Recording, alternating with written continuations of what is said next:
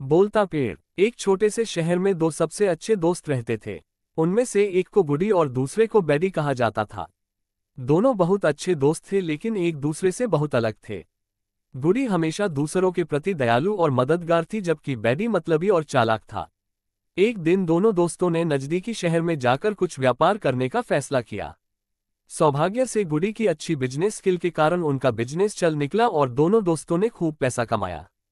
जब वे घर वापस आ रहे थे तो बैडी को एक विचार आया। बैडी ने कहा, हमें अपना धन पास के उस पेड़ में छिपा देना चाहिए। हम सुबह यहाँ वापस आ सकते हैं और फिर सब कुछ गांव वापस ले जा सकते हैं। इसे पेड़ के पास गाड़ने से यह सुरक्षित रहेगा। गुडी ने कुछ देर सोचा और सहमत हो गया क्योंकि रात का समय था और वह लूटे जाने का जोखिम नहीं लेना चाहता था। अतः दोनों मित्रों ने पेड़ के पास गड्ढा खोदकर धन गाड़ दिया। फिर वो दोनों अपने घर के लिए निकल गए। लेकिन बद्दी उसी रात पेड़ के पास गया और सारे पैसे अपने लिए ले लिया। उसने खाली गड्ढे को भर दिया और सब कुछ ढक दिया।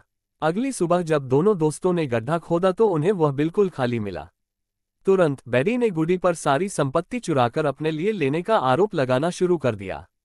गुडी ने ये कहने की कोशिश की कि वह निर्दोष है लेकिन बैडी ने उसकी बात नहीं सुनी। दोनों दोस्त झगड़ने लगे और जल्द ही राजा को इस मुद्दे के बारे में पता चला। अतः उन्होंने उन दोनों को अदालत में बुलाया और पूछा कि यह अपराध किसने किया। बैडी ने गुडी की ओर इशारा किया और कहा कि उसने पैसे चुराए हैं जबकि गुडी अपना बचाव करता रहा। बैडी ने कहा, हमें पेड़ से ही पूछना चाहिए कि यह किसने किया।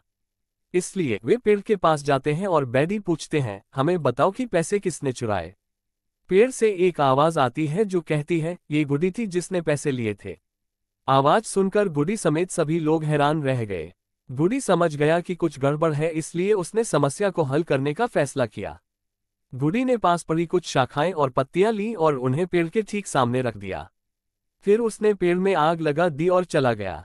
कुछ देर बाद सभी ने एक आदमी को खांसते और पेड़ से उतरकर भागने की आवाज सुनी। सभी लोगों ने उसे घेर लिया और पूछा कि वह कौन है। उस आदमी ने उत्तर दिया, मैं बैडी का पिता हूं। उसने मुझसे गुडी को चोर के रूप में फ्रेम करने के लिए कहा ताकि बैडी को सारा पैसा मिल सके। आखिरकार गुडी की बेगुनाही साबित हुई और बैडी को सजा मिली। टॉकिंग ट्री लघु कहानी में एक दोस्त दूसरे को धोखा देकर सारा पैसा अपने लिए लेने की कोशिश करता है, लेकिन अंत में वह पकड़ा जाता है और उसे अपने कर्मों की सजा मिलती है। कहानी से हमें ये सीख मिलती है कि हमें अपने फायदे के लिए दूसरों को बरगलाने की कोशिश नहीं करनी चाहिए। दूसरों को धोखा देना अक्सर हमारे लिए दुर्भाग्य का कारण बन सकता है। इस कहानी से बच्चों को बहुत महत्व